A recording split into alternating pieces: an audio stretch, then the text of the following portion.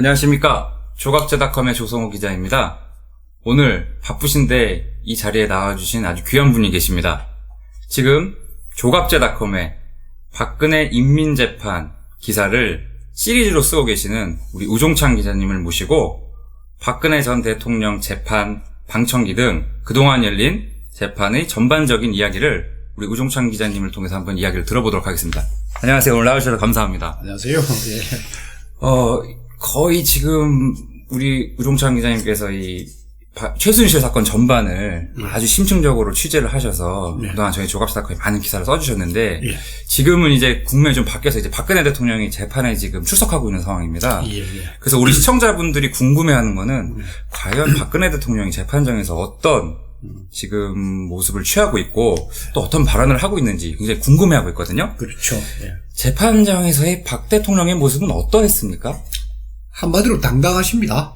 당당하시고 예. 다만 살이 약간 빠져 있어요. 살은 약간 빠진 상태시고 당당하시고 그리고 이제 3월 31일 날 구속이 되셨고 그러면서 이제 감옥 생활을 하시다 보니까 제일 힘든 게 이제 햇볕을 못 쬐입니다. 햇볕을 못 쬐다고요? 예, 실내에만 있으니까. 그렇죠. 실내만 있고. 그리고 거의 뭐 검찰 조사받고 재판에 참석하고 하다 보니까 운동 시간을 못 가집니다. 그러니까 얼굴이 햇볕을 못 받아가 얼굴이 이제 하얗게 조금 더 우아하게 표현하자면 뽀얗게 변한 그런 상태시고 그럼 뭐 표정 발걸음 모든 게 당당하십니다. 근데 오늘 조선일보 보도를 보니까는요, 뭐 재판정에서 박 대통령이 뭐 메모 비슷하게 하는 거를 뭐 약간 박스 기사처럼 이렇게 해서 냈던데 그 뭐 특별한 의미가 있는 건가요, 그거는? 아니요, 지금 재판을, 그러니까 아침 10시부터 재판이 시작되어가지고, 예를 들어, 엊그제 6월 5일날 재판 같은 경우에, 10시부터 시작이 되어가지고, 밤 8시까지 계속됐습니다. 점심시간 빼고.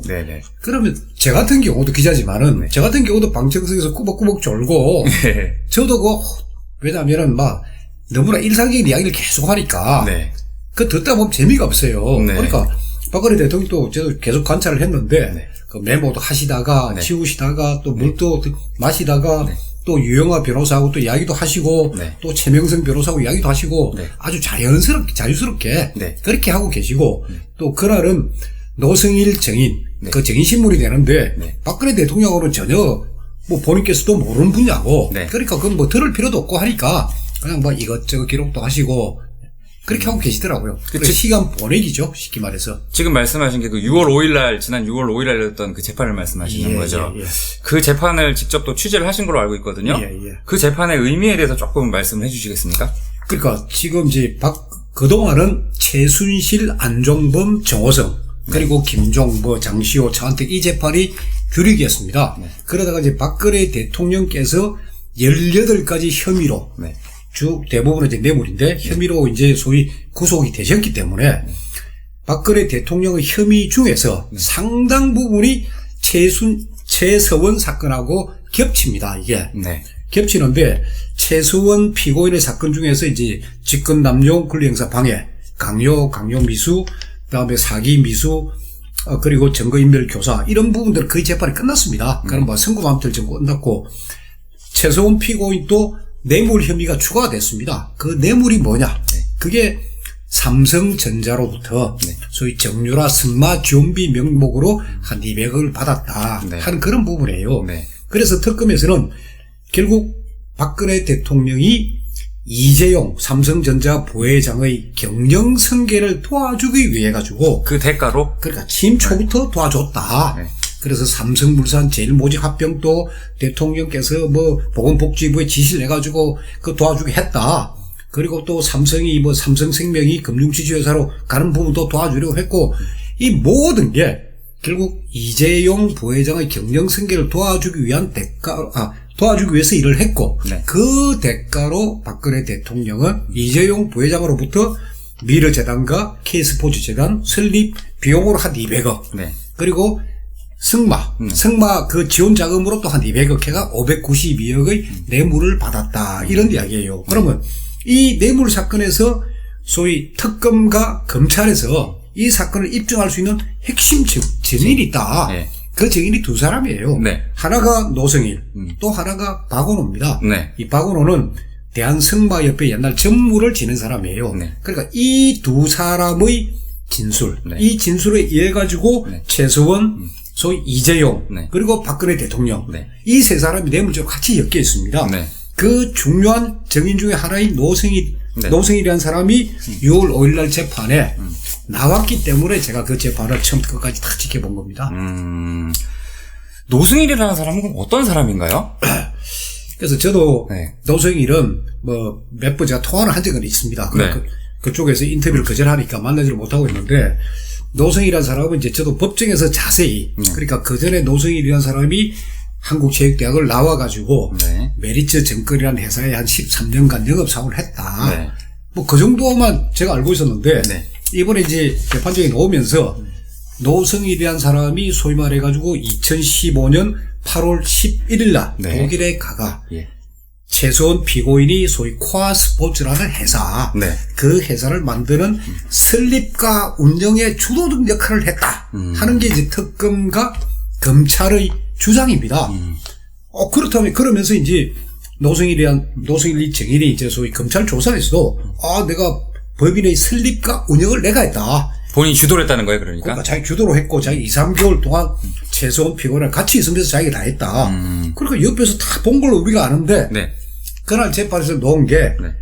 최소원 피고인하고 노승일이가 같이 있었던 시기. 네. 그러니까 왜냐하면 최소원 피고인은 들어왔다가 다시 나가버린다. 그게 9월 11일 정도 되고 하니까 맞아요. 예. 한 달 정도밖에 같이 안 있었다는 걸 노승일도 네. 검찰에서는 석 달을 같이 있었다고 진술했다가 네. 일본 법정에서는 한 달밖에 같이 안 있었다 했고 네. 그럼 저도 독일에서 법인의 설립하고 운영 정도 하면 이 대단한 실력자다 생각을 했는데 네. 독일에서 과연 무엇을 했나 이 사람이 네. 그게 이제 재판정에서 다 실토가 되었습니다. 네. 그 첫째 이제 노승일 씨가 소위 영어와 독일을 자기가 전혀 구사할 줄 모른다. 그래서 소위 말해가지고 일상생활을 네. 영어나 독일어로 전혀 못한다는 거. 그럼 그 다음에 그럼 독일에서 한 게 뭐냐? 소위 행제 첫째 하나가 이제 사무실 구하라. 네. 코아 스포츠라는 이 사무실 구하라 해가지고 독일에 있는 한국인 부동산. 네. 독일에 있는 한국인입니다. 네. 그쪽에 한국말로 전화해가지고 사무실 구하는 일을 했고. 네. 그리고 이제 최서원 씨가 독일에 들어온 이후에는 최서원 씨가 필요로 하는 생수, 정유라가 필요로 하는 분유, 이런 거 사오면서 그 영수증 관리했고. 그리고 운전 자기가 좀 하고. 한 게 아무것도 없어요. 그러니까 법인의 설립과 운영, 그건 검찰 진술 내용이고, 네. 그리고 그동안에 뭐, 노승이라는 사람이 뭐, 언론을 통해가지고 자기 독일에서 뭐, 대단한 역할을 한 걸로 돼 있는데, 네. 아무것도 한 게 없다는 게, 그날 이제 재판에서 네. 다 법정에서 다 나왔습니다.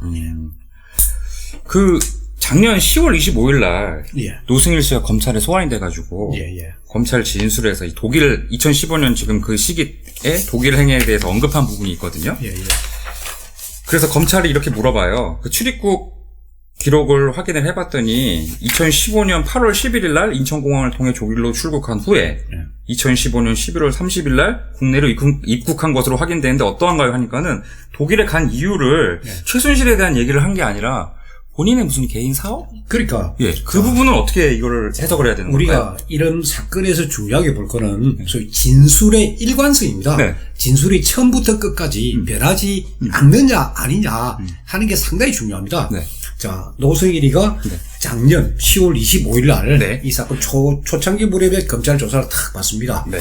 그때 검사가 물어보죠. 네. 최순실 아느냐? 네. 모릅니다. 네. 조금 더 지나 다시 물어보면 검사가 최순실 아느냐? 모릅니다예요. 두 번이나 제가 모른다고 한 사람이에요. 모른다. 왜 예. 모른다. 예. 그 다음에 독일에 당신 왜 갔느냐? 이민 가려고 갔습니다. 아, 이민이요? 이민. 디셀도르프에 네. 음식점을 하는 선배가 계십니다.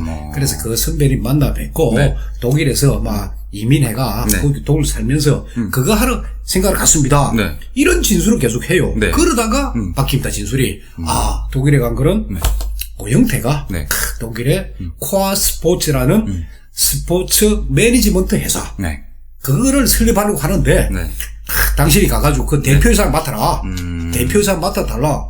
해서 가게 됐다. 네. 그래서 그러면 항공권. 네. 항공권은 누가 줬느냐? 네. 고영태가 왕복 항공권 끊어줬다. 네. 뭐 그런 얘기를 다 해요. 그래서 진술의 소위 말하니까 일관성이 없습니다. 네. 노승일 진술은. 그래서 그런 부분이 6월 5일 재판에서 이제 좀 부각이 됐고 그리고 재판장도 그걸 확인했습니다. 자, 정인이 검찰에서 독일을 가겠다는 목적이 이민 가기 위해서라고 한 거. 그런 진술을 했느냐. 그러니까 노승일도 예, 했습니다. 이게 이렇게 자기도 시인도 하고 그랬습니다. 예. 그래서 이번 재판에서 또 핵심 쟁점으로 떠오른 게 노승일 씨가 그 얘기를 들었다는 거예요. 최순실 씨가 아까 말씀하셨던 박원호 전무한테 했다면서 삼성돈은 받아도 뒤탈이 없다. 이 얘기를 했다고 증언을 했는데 그러니까 그게 핵심 쟁점인데 이걸 뒷받침할 증거가 있는 건가요, 그러면? 그게 우리 한국 언론이 이제는 정신을 좀 차려야 됩니다. 자, 박근혜 대통령이 탄핵도 되고 감옥에 있습니다. 그리고 또 새로운 정부가 들어섰습니다. 이제는 차분하게 냉정하게 기사를 써야 됩니다. 자, 노승일 증언의 진술 내용이 뭐냐?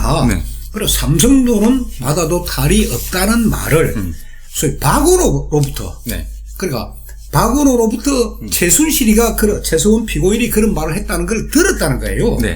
그러면 노승일 증인한테 그 말을 해준 사람은 박원호예요. 그렇죠. 그러면 박원호의 한 그 말이 과연 진실성이 있느냐?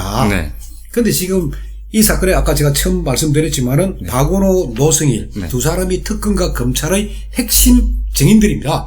이 박근혜 대통령, 이재용 부회장, 최소원 피고인 세 사람의 뇌물 혐의를 입증할 핵심 증언인데 박원호 같은 경우도 진술이 일관성이 없습니다. 아, 그런가요? 예. 그리고 노승일도 마찬가지고 진술에. 그러니까 근데 그런 박원호의 말, 최소원 피고인으로부터 삼성돈은 받아도 탈이 없다는 말을 들었다. 라는 말을 그걸 어떻게 그러니까 노승일 증인이 이야기했는데 그걸 어떻게 우리가 믿을 수 있습니까? 그 전문 증거라고 볼 수 있는 그렇죠. 건가요? 그래서 우리 언론에서도 그런 이야기를 하면은 그러니까 노승일은 소위 박원호로부터 최소원 피고인이 이런 말을 했다는 것을 전해 들었다 하는 게 정확한 표현이에요. 그렇게 보도를 해야지 마치 최소원이라는 사람이 노승일한테 삼성돈은 뭐 받아도 아무 탈이 없다. 그렇게 한 것인양 보도를 하니까 그건 아주 잘못된 보도다. 저는 그런 생각입니다. 네, 알겠습니다. 근데 지금 한 가지 궁금한 게 그럼 박원호는 재판에 출석한 적이 있나요? 박원호는 일단 이재용 대조를 해보면 될 것 같은데 이재용 부회장 재판에 한 번 나왔습니다. 한 번 나와가지고 이제 증언을 한번 확인했습니다. 했는데 대통령 재판에도 박원호가 이제 정인으로 지금 신청이 되어 있는데 언제 나올지는 모릅니다. 나오는데 박원호라는 사람이 제가 그 검찰 조서를 다 읽어봤습니다. 읽어보니까 이 보통 우리로 표현하면 선수는 아니에요. 아주 말을 그러니까 거짓말을 아주 교묘하게 맞추는 그런 아주 대단한 사람이에요. 보니까 박원호라는 사람이. 그러니까 그 진술에 박원호 진술에 이런 점에서 당신 진술이 틀렸다. 육하 원칙에 의거하여 그렇게 질문을 해가지고 박원호 진술을 소위 이거는 증거 능력이 없다. 그렇게 이제 가야 됩니다. 그리고 대통령 변호인단도 그렇고 최소원 피고인의 변호인단도 똑같이 그런 식으로 지금 이제 앞으로 재판을 할 계획입니다. 근데 박원호라는 사람의 증언이 거짓이라고 볼 수 있을 만한 그게 있는 건가요? 단정할 수 있을 만한 게? 일단 그거는 이제 구체적으로 법정에서 드러나겠지만은 그날 법정에서 사실 이 책이 공개가 됐습니다. 이 책이 무슨 책인가요? 이 책이 이제 끝나지 않은 전쟁인데 이 책이 뭐냐면 안민석 의원, 더불어민주당 안민석 의원. 그러니까 지금 많은 국민들 사이에서는 이 소위 최서원 국정농단 사건은 안민석 의원이 최초로 터뜨렸고 참 최고 영웅으로 되어 있습니다. 그러니까 안민석 의원이 최순실 국정농단 천일의 추적기예요. 천일의 추적기를 자기가 쓴 책입니다. 이 책의 31페이지에 박원호에 대한 이야기가 나옵니다. 아, 그래요? 뭐라고 나오나요? 그러면은 안민석 의원이 그럼 박원호를 어떻게 하느냐? 그것도 한번 궁금하네요. 그렇죠. 안민석 의원은 더불어민주당에서 주로 한 게 교문, 그러니까 교육하고 문화 이쪽 국회 분과에 상위에 있었습니다. 그러니까 문화 쪽하고 알다 보니까 박원호를 이미 국회의원 때 몇 번 만난 적도 있고 만난 적이 있고 하다 보니까 이 안민석 의원이 이 책에다가 박원호에 대한 인물 평을 해놓습니다. 아, 그래요? 뭐라고 해놨느냐? 그래서 그날 바로 이영재 변호사가 이 책을 제시하고 이렇게 인물평이 돼 있다 하는 부분을 했는데 여기에 뭐라고 되어 있냐면 이건 안민석 의원이 쓴 책입니다. 박원호는 승마계에서 수완이 매우 뛰어나고 모사를 잘 꾸미는 사람으로 소문이 나 있었다. 그는 승막의 인맥으로 네. 대학 입시를 좌지우지했다. 네. 그는 재벌가들의 자제들에게 승마를 하게 하고 네. 대회에 나가 상을 받게 한 후 네. 이를 통해 대학에 들어가게 했다. 네. 이번에 정유라가 이하 여자 대학교에 들어간 것은 전형적인 박원호식 작품이다. 그래 이런 네. 표현 말고도 네. 박원호에 대해 가지고 네. 진실되지 못하다 네. 하는 이야기를 안민석 의원이 책에 써놨습니다. 네. 예. 그래서 이 부분에 대해 가지고 이제 그날 법정에서 좀 네. 공방이 있었습니다. 예. 그러다 보니까 검찰과 특검에서는 이 책을 네. 그리고 안민석 의원이 이 책을 4월 7일 날 국회에서 출판 기념회를 했고 네. 그리고 그 자리에 뭐 국회의원들 엄청나게 갔고 네. 전국을 돌면서 이 책 지금 북 콘서트를 하고 있고 그 자리에 노승일도 네. 가가 참석하고 있고 네네네. 그래서 이정재 변호사가 네. 노승일 기인한테 당신도 북 콘서트에 참석했으니 이 책 받았지 않느냐 그럼 네. 읽어봤느냐 네. 까지 물어보고 읽어줬어요 이 부분을. 근데 검찰과 특검에서 난리가 났죠. 네. 박원호가 네. 믿을 수 없는 사람이다 하는 게 있으면 검찰이 난리가 나가 이 책을 증거로 이제 못하겠다. 네. 이제 그런 막 난리가 나고 난 뒤에 네네네. 검찰에서 다시 노승일한테 묻습니다. 네. 박원호라는 사람은 절대 자기 과시도 안 하고 과장도 없고 네. 참 진솔한 사람이지요. 하고 묻습니다. 검찰이. 예. 이런 증거 능력을 없애기 위해 가지고 꼭 노승일 예 하고 대답을 하죠. 그래서 그거는 검찰의 주장일 따름이고 이런 또 객관적인 증거들이 있기 때문에 그래서 박원호 진술이 과연 어느 정도 신뢰도가 있느냐. 네. 그건 결국 이 재판에 상당히 쟁점이 됩니다. 그렇죠. 쟁점이 될 부분이긴 하네요. 그러면은 한 가지 또 궁금한 게 있습니다. 노승일하고 박원호의 관계도 궁금해할 법한데요. 그렇죠. 두 사람은 어떤 관계인가요, 그럼? 노승일하고 박원호 전혀 모르는 사람이에요. 아, 그래요? 네, 예, 그러니까 박원호라는 사람은 네. 1995년부터 2008년까지 네. 승마협회에서 전무를 지냈습니다. 전무를 지냈는데 승마협회의 돈을 공금을 횡령을 했습니다. 그래요? 이래가 실형을 선고받았습니다. 저희 안민석 의원 책에 따르면은 네. 감옥에 갔다 하는 표현까지 다 나옵니다. 예. 그래서 2008년부터는 승마협회를 떠나고 네. 승마 주변에서 맴도는 사람이었습니다. 예, 그러니까 예. 노승일하고는 만날 그게 전혀 없죠. 접촉점이 없는. 그럼 두 사람 어떻게 만나느냐? 네. 노승일 부장이 소위 말해가 2015년 네. 8월 11일 날 독일 공항에 네. 도착했을 때 그때 노승일 부장이 피가 보러 온 사람이 피카파로 온 사람이 네. 박원호 씨입니다. 네. 그리고 박원호는 이제 고전부터 그 소위 최소원 피고인 그리고 삼성 요 중간에 끼어가지고 예. 뭐 메신저 역할을 그러니까 뭘 일 좀 해준다 하면서 월 1,몇백만 원씩 봉급을 받고 있었거든요. 박원호 사람이. 그것도 기록에 있는 다 내용인가요? 있습니다. 예. 그날 법정에서 다 나왔습니다. 네네네. 월 1,250만 원이니까 그것도 그것도 다 나옵니다. 예. 네. 그러니까 박원호가 이제 노승일이 온다니까 네. 공항에 나가 데리고 와가. 네. 그래 그때 처음 보고 네. 그날 호텔에서 하룻밤 두 사람이 같이 자고 네. 그 이후에 독일에서 몇 차례 본 거, 그게 전부입니다. 서로가 모르는 사이 그거예요. 모르고. 네. 그 다음에 특검 조사를 받을 때, 네. 특검 조사를 받을 때 박원호하고 노승일이 마주칩니다. 네. 그러니까 이 사람들도 2015년 그 당시에는 무슨 일이 일어났는지 사실 잘 모르는 사람들이에요. 그런데 이제 특검 조사가 2016년, 2017년에 이루어졌으니까 네. 그때 보니까 이제 언론이 워낙 이상한 보도를 많이 해놨으니까 충분히 아하 요렇구나 말을 맞출 수가 있죠. 그렇게 보신다. 근데 노승일 씨가 이번에도 재판에서 한 얘기 중에 하나가 정유라 씨를 언급을 하면서 최순실의 딸 삼성의 승마 지원 요구에 대해서 정유라도 모를 수밖에 없다. 그러니까 최순실 어머니 최순실이가 한 일을 모를 수밖에 없다. 모를 수 없다. 알 수밖에 없다고 얘기를 했는데 이것도 신빙성이 있다고 보시나요? 전혀 신빙성이 없습니다. 왜? 그거는 노승일이라는 사람 아까도 얘기했지만 네. 코아스포츠, 코아스포츠라는 게 이제 삼성전자하고 네. 코아스포츠가 소위 말해가 용역 계약서를 냈거든요. 네. 삼성전자가 대한민국의 승마 유망주 6명을 네. 발굴을 해가 그 사람들을 독일에 데려가서 소위 교육을 시킨다. 네. 그게 이제 삼성전자 지원 내용이고 그런 계약서, 정식 계약서 다 맺어집니다. 네. 맺어지고 하는데 이런 계약서 맺고 하는데 노승일은 전혀 관여를 안 했습니다. 안 했고 그리고 정유라 같은 경우는 그 같은 이제 승마 쉽게 말하면 승마 클럽이에요. 그러니까 승마 코스도 있고 거기에 이제 집들이 있는데 네. 노성일이가 거주했던 곳하고 정유라가 거주했던 곳은 40m 떨어져 있다고 노성일 스스로 다 이야기를 했습니다. 그리고 네네네. 두 사람 자주 대화했느냐? 그런 것도 없어요. 자주 대화한 적도 없어요. 네. 그러니까 노성일은 먼 발치에서 정유라가 말 타는 거 3번 받고 네. 그리고 정유라하고 그에 필요한 네. 분유, 네. 생수 이거 사가 갖다 주는 임마 했고 그러니까 내용을 모르죠. 그러니까 그 계약 체결에 대해서 알 수 없는 위치였다. 그렇죠. 모르고 네. 다만 그 계약서 요 계약서를 네. 박원호가 네. 노성일한테 하나 참고하라고 하나 줬습니다. 네. 그 계약서만 자기는 본 거죠. 네. 계약서 본 거지 계약서 체결할 때도 노성일은 그 자리에 있지 않았습니다. 그 계약서가 네. 2015년 8월 26일 네. 프랑크푸르트에 있는 네. 호텔 19층에서 열립니다. 네. 그럼 거기에서는 삼성전자에서는 박상진 사장, 황성수 전무 그리고 변호사 네. 그리고 이 코아스포츠는 박승관이라는 한국계 변호사가 대표이사고 네. 그리고 독일인이 또 대표이사입니다.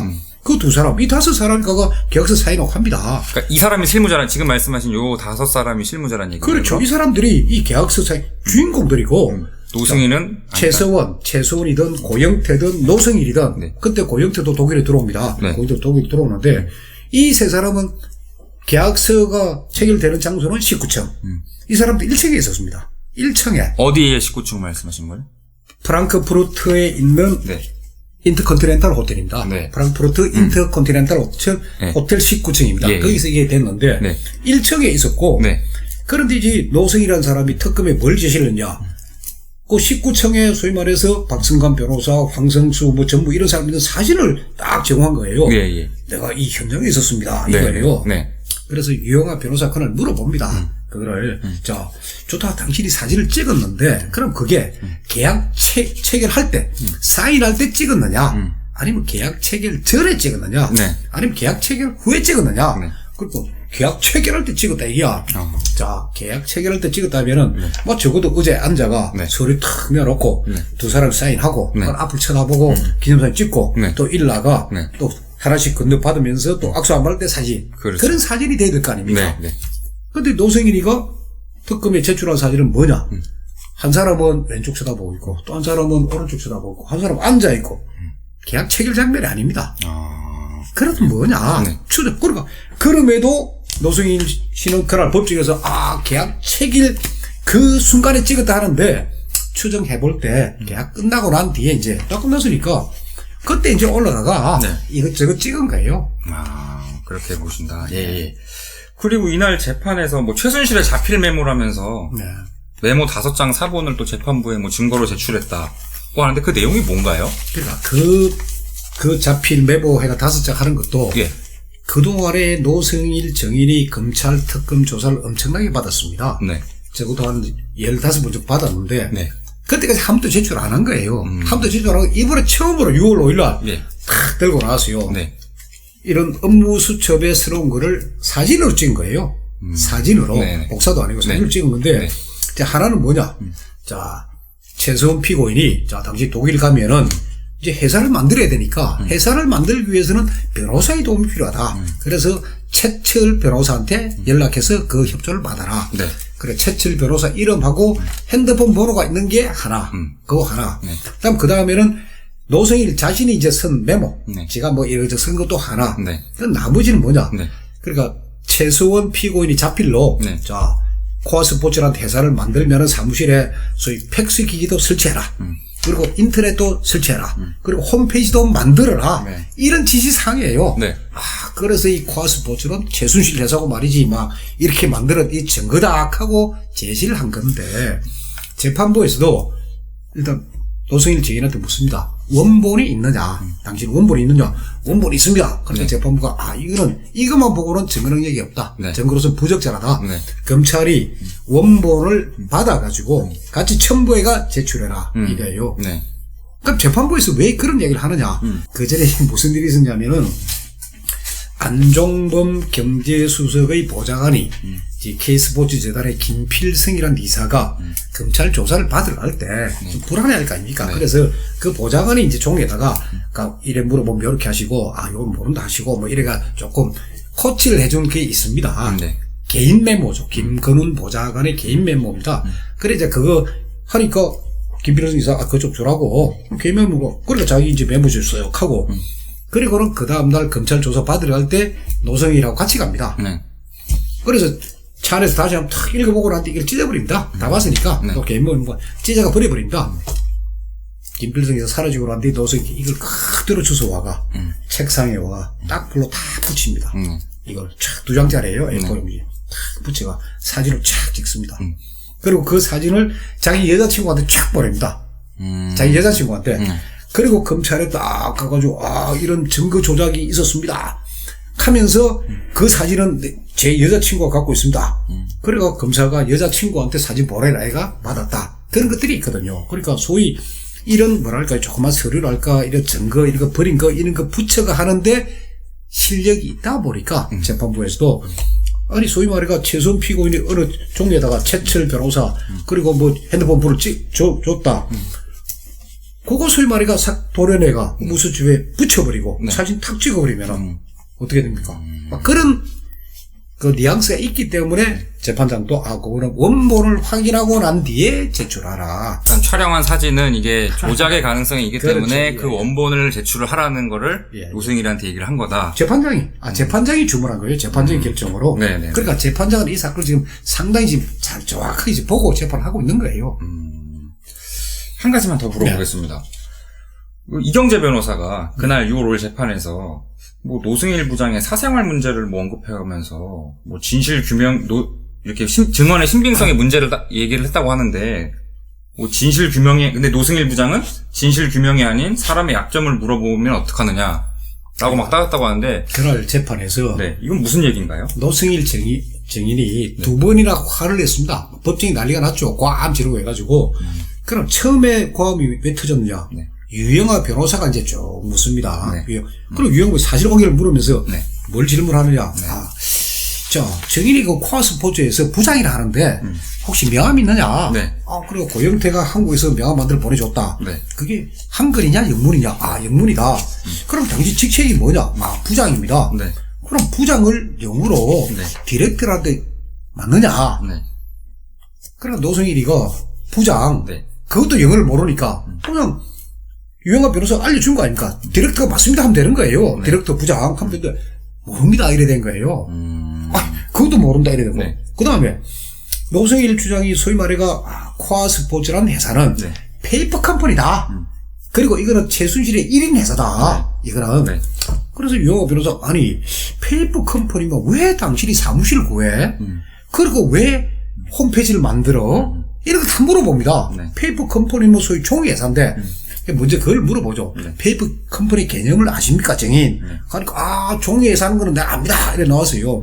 그래서 종이에 사는데 왜, 이거 뭐 인터넷 홈페이지는 왜 필요하냐고, 이래가지고 사실관계를 추궁해 들어갑니다. 그랬더만은 노승일은 과를 팍 지르거든요. 아니, 내가 지금 거짓 증언한다고 뭐라고 하십니까? 하고 난리 치는 거예요. 유영아 변호사가, 내가 지금 거짓 증언을 묻는 게 아니고 사실관계를 물어보지 않느냐. 그래, 노승일이가 막 고함을 치다 보니까 결국 재판장에 제지를 합니다. 제지를 하면서, 노승일 증인, 끝나고 난 뒤에 재판장에 충분히 시간 줄 테니까 하고 싶은 일 그때 하라. 이래가지고 다시 시작이 됩니다. 이제 되는데 두 번째, 이경재 변호사 상북다 이걸 딱 묻는 거예요. 그 사생활이 뭐냐? 독일에서 노승일 증인이 소위 말해가 차 2대를 구입을 합니다. 중고차를 구입하는데, 예를 들어 차 2대 값이 1,000만 원이라 하면은, 최소한 피고인한테 2천만 원을 요구를 합니다. 2배로. 그러니까 그게 최소한 피고인한테 그 지적을 당한 적이 있습니다. 그 부분을 물은 거예요.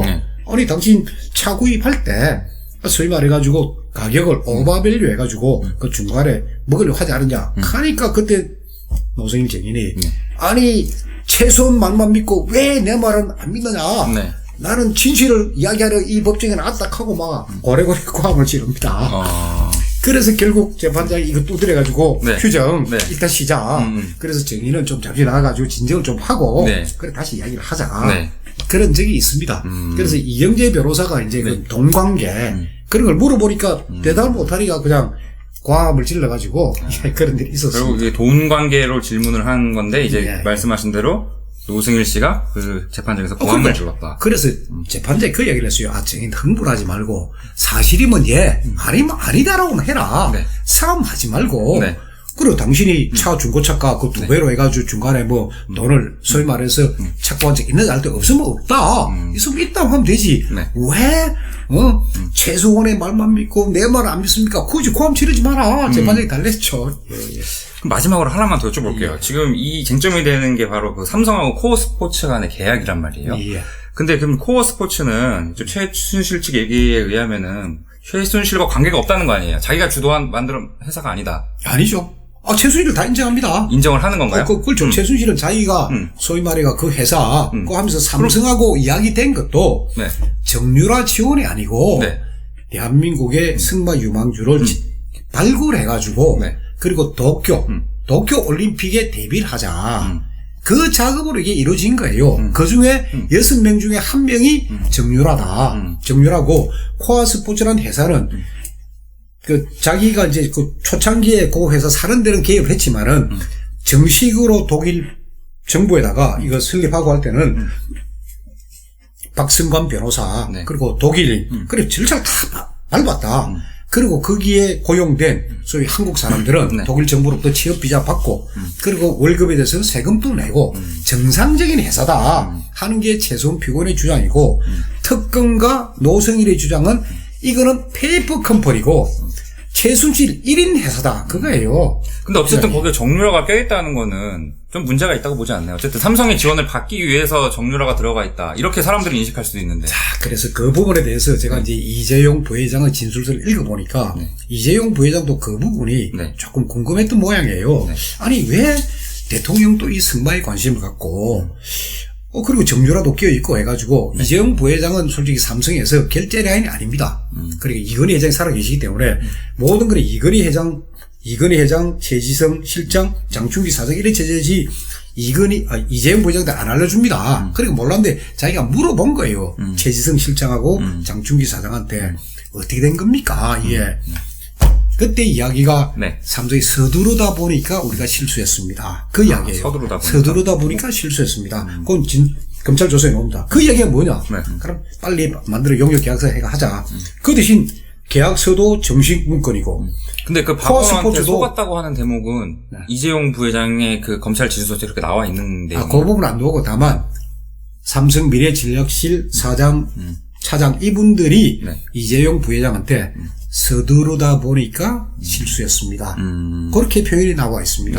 그래서 박원호 진술이 과연 사실인지 아닌지 여부는 박원호를 이제 딱 법정에 세워가지고 다시 그건 일일이 추궁을 해가 확인해야 됩니다. 알겠습니다. 오늘 우리 우종찬 기자님 모시고 얘기를 들어봤는데 다음번에는 지금 말씀하신 대로 안민석 의원이 쓴 책에 보면은 뭐 이 책의 주된 핵심 내용이 최순실 씨 재산 내용이라는 것 같은데. 근데 그 내용을 한번 말씀해 주시면 좋을 것 같거든요. 근데 저도 그렇고 지금 많은 국민들이 궁금해하는 게 그러니까 이 사건이 어떻게 소위 기획 폭로가 되고 그 돈이 왜 이리 난리를 쳤고 그리고 어떻게 수사가 이루어졌고 그리고 왜 촛불로 이어졌을까? 그러고 이 사건을 누군가가 배후에서 기획을 했든지 조정을 했든지 하는 사람이 있을 거 아니냐. 그 단서들을 안민석 의원이 이 책에다 써놨습니다. 그 책이에요? 예. 그래서 이 책은 안민석 의원은 이제 전쟁이 끝났으니까 이제 전쟁이 끝나면 뭐 할 겁니까? 전리품을 챙겨야 될 거 아닙니까? 전리품 챙기려니까 이렇게 고생한 사람들 이름이 기록되어 있습니다. 그래서 상당히 이 책이 이 사건의 진실 파악에 상당한 단서를 갖고 있습니다. 그래서 그런 이야기도 제가 또 말씀 또 드려야 되고 그리고 현재 박근혜 대통령 그리고 이재용 부회장 최소한 피고인이 뇌물 사건 부분 지금 특검과 검찰이 굉장히 불리한 입장입니다. 지금. 그리고 아까도 말씀드렸지만은 특검의 검사가 노승일 증인한테 마지막으로 가가 자 박원호라는 사람은 절대 과장되지 않고 좀 그 허세 부리지 않고 그런 진실한 사람이죠. 그걸 물은 이유도 박원호 진술은 그래도 검찰이 믿고 싶고 이거는 진짜 객관적인 사실이라고 주장하고 싶은 건데 그 진술 내용을 날짜별, 장소, 들은 사람 그러니까 노승일 증인이 한 이야기하고 고영태가 한 이야기도 다릅니다. 이 보면은 네. 상당히 정언들이 배치가 됩니다. 배치가 되기 때문에 네. 그걸 하나하나 바로잡으면 이 사건의 진실은 드러납니다. 네. 네. 그런 부분들이 이제 앞으로 딱 규명을 해야 되고 그런 내용을 지금 제일 정확하게 파악하고 있는 사람이 현재 형사 22부 네. 재판장 김세윤 부장판사입니다. 그래서 이 재판을 가만히 지켜보면은 저도 놀란 게 저도 아침 10시부터 어떤 날은 밤 11시까지 할 때 막 네. 진짜 졸려가지고 꼭 좁니다. 네, 솔직히 네, 네. 꼭 저는데 이 재판에서 탁 자지 않는 사람이 네. 세 사람이 있습니다. 네. 저도 그거 보고 놀랐는데 한 사람은 소위 김세윤 네. 재판장입니다. 네. 또 한 사람은 방청석에서 바라봤을 때 김세윤 재판장의 왼쪽에 있는 사람. 네. 그 사람 주심 판사라고 우리가 표현하는데 그 주심 판사예요. 주심 판사가 이 판결문을 쓰는 사람이에요. 그 주심 판사 눈이 바삭바삭 빛나고 절대 안 좋습니다. 또 한 사람이 최소원입니다. 대통령도 졸지만은 최소원은 그 정도로 정신력이 강인한 여자예요. 절대 안 졸고. 그리고 난 뒤에 재판장이 반드시 이제 변호인 신문이 끝나면 혹시 피고인 또 궁금한 거 없느냐 물어보라 하거든요. 그럴 때마다 꼭 공부를 하고 다 합니다. 그럼 결국 졸지 않는 사람은 그 세 사람밖에 없다는 얘기네요? 그렇죠. 예, 알겠습니다. 다음번에도 나오셔가지고 좀 사건의 전반에 대해서 좀 한번 말씀을 해주셨으면 좋겠는데요. 예. 그렇게 해주죠. 그때도 저희 우종찬 기자님 모시고 오늘 같이 이렇게 자세한 취재기, 그다음에 방청기 얘기 한번 다시 한번 들어보도록 하겠습니다. 오늘 시청해주셔서 감사합니다.